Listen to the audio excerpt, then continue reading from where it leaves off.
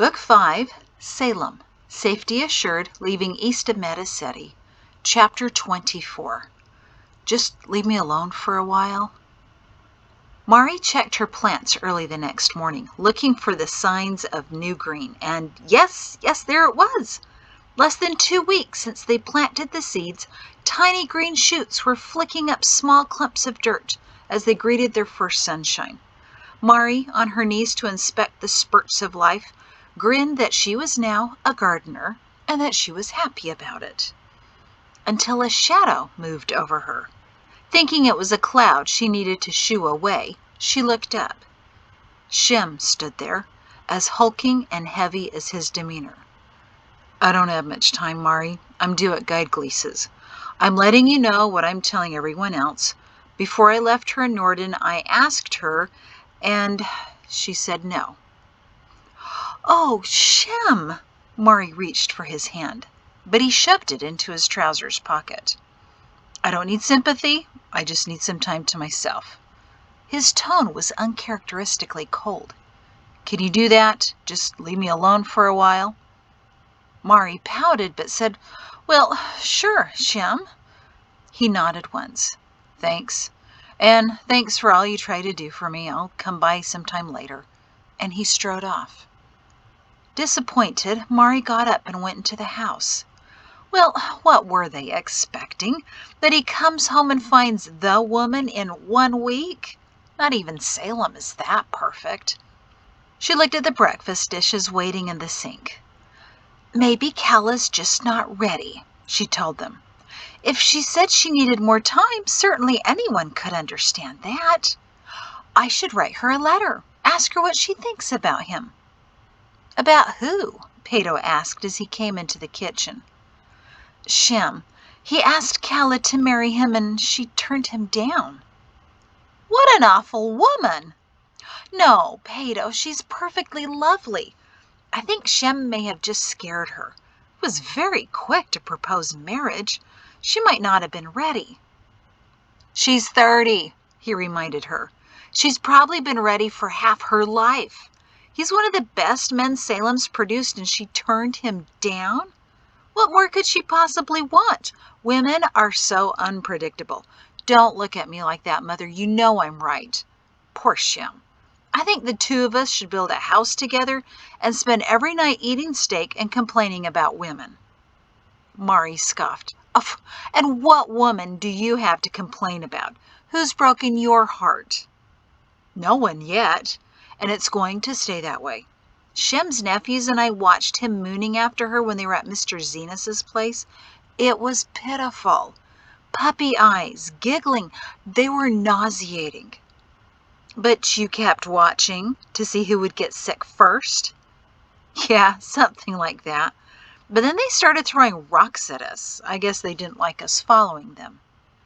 Mari groaned. Oh, how are they supposed to get to know each other when you're interfering? Well, what about you inviting them both to dinner? We left them alone for 3 hours. But then at the Zenas dinner, nobody left them alone, Peto said. They spent most of the evening telling Calla all the stories Shem didn't record, and apparently there were some good ones. Mari plopped into a chair. Oh, perhaps all of us messed it up for him. In our eagerness, we chased away his first chance at marriage. When Mari trudged up to Perrin's office to tell him the news, her husband just shook his head at her and went back to his work. Mari saw another one of Shem's sister at the storehouse that morning. She rushed up to Mari. Did he tell you? What can we do? Judith wants to go to Norden to talk to Calla, but I think she needs some time. I agree, Mari said. Give them both a few weeks. Perhaps we need to leave them alone. But that was easier said than done. When Shem came over the next night for dinner, Mari kept giving him weepy eyes despite Perrin's glares. Shem finally said, It wasn't the response I expected either, but it's what it is. Just move on, please. He left after dinner to prepare for a trip in the morning. Guide Gleese had agreed to Perrin's tower idea and was sending Shem all over Salem to scout out locations. At least he'd have something to do, Mari thought, to keep him occupied and to forget about Calla. But that wasn't what Mari wanted him to do. In consultations with the Zena sisters that they kept private, since the husbands had unanimously told the women to leave Shem's love life alone, they came to the conclusion that Shem should try to call on Calla again.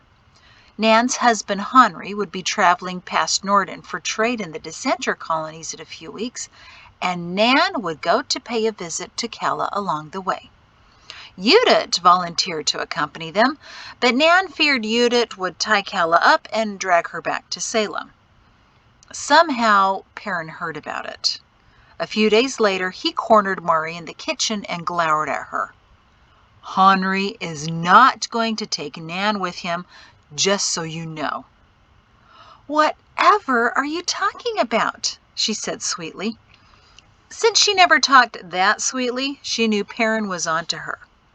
Because believe it or not, we men talk too. Not as long and ridiculously as you women, but we're not going to help you meddle.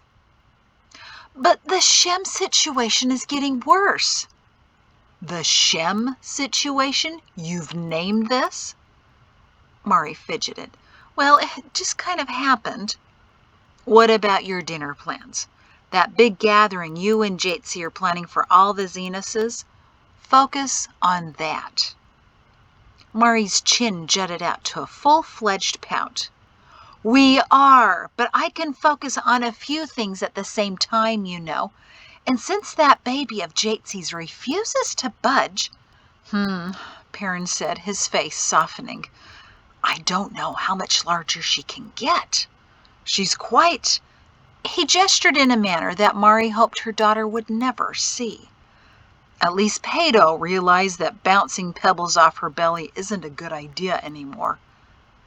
I really thought she'd bounce that last one up his nose, Mari sighed. Oh, poor Deck. At least he's keeping busy with this herd, but even he doesn't know what to say to her anymore. And Mrs. Brax Hicks also agreed that Jatesy's enormous. She whispered that last word in case Jatesy was anywhere near the house. Their new crib is nice, Perrin had to admit, but it doesn't look sturdy enough to me. It was made by an old grandfather who worked under your father for a year, Mari reminded him. He knows a little about the world and how to make a sturdy crib. Jatesy lays out the blankets on it every day. She really needs a distraction, and while the dinner we're hosting tomorrow is helping, so is talking about the Shem situation. Don't you want your daughter and your brother to be happy? He wasn't falling for it. Just let the man work out his own love life, all right? But he's not. He needs help. You need help. Mother, came Jatesy's voice from the front door. Perrin and Mari exchanged hopeful looks and headed to the gathering room. Seeing their expressions, Jatesy shook her head. No pains, no sudden gush of waters, absolutely nothing, she said miserably. I think the Creator forgot I'm expecting, although I remind him every hour that I'm ready to be done. I'm just here to tell you that Deck's happy to donate that bad-tempered bolt for Father's new fire pit in the backyard. It should feed all the Zenuses. Thanks, Jates, Perrin said with excessive cheeriness, the only way he knew how to deal with her persistent bad mood. Have you tried? And he bounced up and down several times in place. Mari blinked at him. Seriously? Jumping up and down? Maybe to, dislodge the baby? Jatesy shifted her gaze to her mother. Did he make you do that? He wouldn't have dared. Their daughter exhaled and dropped her bulging body on the sofa. I've been trying all kinds of things, trust me. One woman in the congregation suggested eating hot peppers, and another told me to sleep with my head lower than my feet. And yes, Father, I did think about your option. I tried jumping off a fence rail. And? Perrin said. Do you see a baby in my arms? She snapped. No, all I have is a burned tongue from the peppers, a bloody nose from sleeping weirdly, and a turned ankle from my jump last night. Mrs. Braxhicks just checked on me again and said that the baby comes when the Creator says the time is right. You'd think by now he'd be tired of hearing me complain. She slowly rubbed her belly. I'm sorry, Jates, Mari said, trying not to cringe. She seemed even larger today than yesterday. We've got lots of cooking tomorrow, she said merrily. Won't that be fun? Maybe that'll be just what you need. She shrugged. I suppose bending over and putting things in an oven. Oh, no, you won't, Mari exclaimed. You're just timing things for me. I'll do all the moving. You just rest. Right, she said dully. But she did more than that the next day, as she and Mari spent from morning until afternoon working on the dinner, Salem style, as Perrin called it. Jatesy not only watched the creations her mother put together and shoved into her oven, but she also pulled them out, otherwise everything would have been burned, as Mari tried to cook in 2 separate kitchens. It was to be a Peto meal, with the Zenuses exposed to her unique combinations. By the time evening and the Zenuses came, Jatesy and Mari were exhausted but excited. Perrin and Peto had brought their table out to the back garden and filled it with Hysamum's creations: linguine, teriyaki, croissants, lasagna, and strudel. Mari scanned the joyful crowd gathering for their picnic dinner, looking for Shem, but he wasn't there. Judith caught her eye and shrugged. Nan, standing nearby, whispered, No one's seen him today. But he sent me a message, Mari told her. He was out on another tower-finding trip, but he said he'd be back for the dinner. Judith thinks he's avoiding us again, Nan sighed. Seeing their conversation, Judith started over to them, but Notch caught her arm. Mari could just make him out saying, Enough with the Shem situation. Mari checked with the other 4 Zena sisters, but none of them had seen him either, and they'd been watching.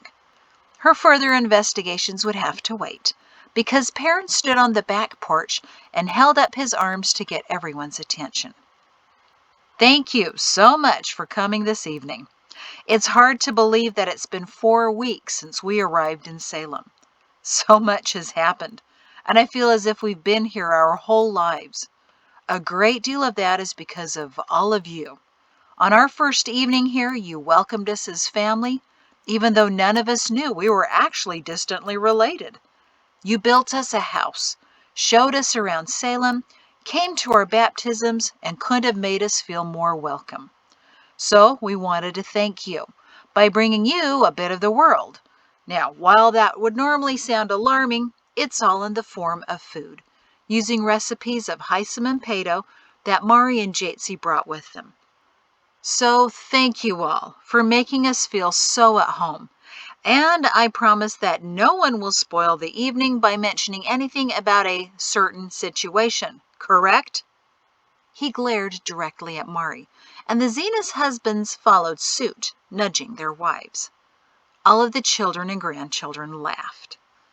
But that wasn't the end of it, no, not by any means, because Mari saw a look of worry on Jatesy's face as she talked to 2 of Shem's married nieces about his absence. It was unusual for Shem to miss a family event when he was home, especially when it involved a meal where neither he nor his father had to cook. When it was starting to grow dark and time for dessert, Mari reluctantly brought out one of Hysamum's favorite, sorbet. It was Shem's favorite as well, and Mari had made it especially for him, to bring him out of his distracted disposition. But now he was even missing sorbet. He would be missing everything, she worried, if they couldn't pull him back. Mari saw his sisters frequently scanning the darkening horizon, looking for their brother, which made her smile. She was no longer solely responsible for watching out for him. She never had been. As everyone was finishing dessert, Mari finally saw a dark figure come around the house to the back porch. She knew that shadow anywhere, and so did his sisters. Nan was the first to him. "Where have you been? We've been worried about you. You really shouldn't be alone at times like this." "At times like what?" he asked innocently. "You know what I mean, Shem. Mari set a plate for you in the house. You need to eat." "I'm fine, really," he said to his sisters, Mari, Jatsi, and several nieces, who now surrounded and trapped him against the house. In a loud voice he called, "I could use some help here. Would you all call off your wives?" "If we had that kind of power, we'd be using it all the time," Henri called back, to the agreeing laughter of the men. Shem raised his hands in surrender. "All right, this is enough. I'm going to talk, so you all better listen. Sit down, all of you. Judith, I mean you too. Go." Shem stood in the lantern light of the back porch with his arms folded until everyone was settled. "You've been concerned about me," he announced. "I appreciate that. But you're also smothering me. I think that was part of the problem. It's hard to get to know someone when everyone else is watching and hovering." The women collectively looked down in guilt. Several of the husbands nudged their wives. "I've been doing a lot of thinking the past few weeks, and everything's turning out for the best," Shem continued. "I wasn't sure of that at the beginning, but now I see how the Creator has had a hand in everything. I am happy with the way things are, and I want each of you to be happy for me as well. This is how it must be." "No, Shem, it doesn't," Judith insisted. "This is my speech. Hold all comments until later." Notch covered Judith's mouth with his hand, to the scattered chuckles of the family. "As I was saying, this is how it must be. Now, when I asked Kala my question, she answered in a way that I didn't expect. But again, it's all right." He paused and looked down at his feet, shaking his head. When he finally looked up, it was with a somber and pained demeanor. "I have now accepted her answer of no to my question of, would she be opposed to being my wife?" His face remained wooden as he surveyed his family. There was a great deal of lip pursing, eyebrow furrowing, odd look exchanging, squinting, and finally grinning as what Shem said sank in. Perrin was the first to verbalize his congratulations. "You dog!" he shouted with an exasperated smile. "Do you know what you put us through?" He jabbed an irritated thumb toward Mari. She was frowning, still running Shem's words over in her mind. "Why, yes, I do," Shem grinned back. "Pretty good, huh? I learned from the master about surprise engagement announcements." And he gave Perrin a sloppy salute. "Wait a minute!" Judith was on her feet. "Kala does want to marry you?" "Of course she does." Now Mari stood up. "But you said... "I asked her a question and she said no," Shem repeated. "I didn't specify what question I asked her, now did I? And hardly any of you asked me what that question was. Honestly, I thought she would want to think about it for a while, but she said she already knew she wanted to marry me the first time I stared at her and said, All of the men were laughing now, but none of the women were. Their mouths were still hanging open far too wide. "So," Notch started, pointing to Perrin, "this is all his fault? All of us have been suffering from when Perrin teased you about Jatsi's engagement?" Perrin fidgeted. Jatsi giggled, and Dek looked apologetic. "Not entirely," Shem said. "I didn't need all of you hounding me about Kala, so I came up with a better way." Bosco Zenas, laughing, made his way up to his son and gave him a great big hug. "And this man here," Shem said, wiping a tear off of his father's cheek, "was the only one of two people who asked me what the question was that I asked Kala." "You knew?" Perrin nearly wailed. Boscos nodded. Why do you think I've been so teary?" "You're always teary, Grandpa," one of his teenage grandsons answered to a chorus of chuckles. "What was different?" "Who else?" Perrin demanded, frustrated that he wasn't one to ask the right question. "Guide Glace," Shem told him. "Why do you think he sent me to Norden 9 times in 2 weeks?" But you said you were," Perrin spluttered. "Finding your tower positions? Yes, I was on different routes to Norden. Come on, Perrin. It only took 5 minutes in each area to find a spot and get the rectors to agree. This is an edge, you know. Then I was free for the rest of the day to spend with my future bride. You never asked about my final destinations, did you?" Perrin's shoulders sagged in dismay. "You did it to me again, didn't you? I thought I could finally trust you. And now?" Notch reached over and patted Perrin on the back. "Now I understand a little of what you've been going through, Perrin." "Master of secrets," Peto grinned at Shem. Shem beamed with pride. "Old habits die hard, I guess. But I should keep my skills sharp. You never know when I'll need them again. Besides, this was the only way Calla and I could have some privacy from all of you. So we're here to announce that in 8 weeks, on the 31st day of weeding season, we'll be moving in down the road here as husband and wife. We start on Papa's edition tomorrow morning." "We're announcing," said Nan, looking around. A second shadow emerged from the back of the house.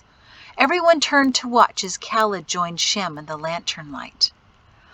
"I'm sorry we're late," she said bashfully under the stares of several dozen Zenuses and a handful of Shins. "We stopped to share our good news with some of my family along the way." Shem put an arm around her and squeezed her shoulders happily. The two of them glowed brighter than the lanterns. Mari pointed at the trees. "How long have you been there?" Shem beamed at Calla. "Isn't she great? A regular garter. All of you walked past us a few times without noticing. Now, Mari, I saw the sorbet. Let me at it." "I just don't believe it," Mari murmured as she looked through the kitchen windows and across the dark garden to the Briders. Shem and Calla were over there to meet Jatesy and Dec after the dinner was over and the Zenuses had dispersed. "I mean, all this time, I never saw it in his eyes, the few times I saw him." Perrin chuckled as he put away the last of the dishes several Zenus men had washed and dried before they left. "He's had years of practice hiding things from us, Mari. I should have known. He seemed far too anxious to get traveling again. Usually doesn't like to stray far from home, or at least that's what I used to think." He sighed. "I wonder if I'll ever know him completely." "Now with Calla living on the other side of us at her cousin's house, at least we'll see Shem when he goes by to visit her. Then they'll be living down the road from us. I just don't believe it," she repeated. "Maybe Salem really is that perfect." She moved closer to the window when she saw the Briders' door open, spilling light and 2 dark shadows onto their garden. "I think they're coming over to say goodnight," she said to Perrin. "Mari, would you stop spying on them? I believe it was you who gave me a lecture on that back when Jatesy and Dec were courting." Perrin gently pushed her away from the window and turned down the lamp. "Honestly, I'm surprised he told us so soon, knowing the way all of you would watch him." And then, as if he hadn't heard a word he had said, Perrin peered out of the darkening window. "And what are you doing?" Mari demanded. "Seeing if Shem needs any advice. He's not exactly practiced in the art of, well, you know. Just seeing if I could offer him some help," he said lamely as he watched the dark garden. Mari joined him in time to see Shem and Calla stop between the 2 houses to stand in the moonlight. Perrin and Mari held their breath as Shem tenderly took Calla's face in his hands and their dark figures slowly came together. "Ah," Perrin said, Nicely done, Shem. Mari sighed happily. Aw, after all these years of being forced to watch us, he picked up a few things. That's definitely a Perrin move. Perrin smiled. I hope he said something about the moon's light in her hair. Mari agreed, as they watched the two of them kissing in the dark. She leaned against her husband's shoulder until a thought struck her. You never said anything about the moon's light in my hair. Perrin's mouth scrunched up. Well, you don't exactly have moon's light hair, not like Calla. There was in his tone a hint of appreciation for Calla's raven-like hair, until he felt his wife glaring at him. But I like your hair, he added, but not quickly enough. The light definitely plays off of it, especially on those shimmering gray hairs you're starting. It's not gray. It's very, very, very light brown. So light it looks almost gray, but it's not. Of course not, Mari, he said, kissing a section of hair with very light strands of brown. One thing we'll have to watch out for in the future is very sneaky Zena's children, especially if they're friends with our grandchildren. Mari giggled. Shem and Calla will have a hard time finding their teenagers if they ever plant trees around their house. Perrin chuckled. Shem Zenas is getting married. Salem truly is a place of miracles. Upstairs in his bedroom, another Shem family member watched Shem and Calla from his window. Peto shook his head as the kiss continued longer than he expected.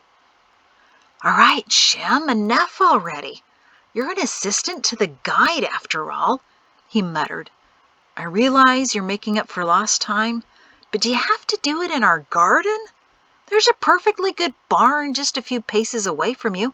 Take her there. He sighed as he continued to watch them kiss. Calla said her youngest sister's my age, right? He whispered. Then, thoroughly mortified with himself, he knocked his head against the wall. And that's the end of that chapter. Thank you.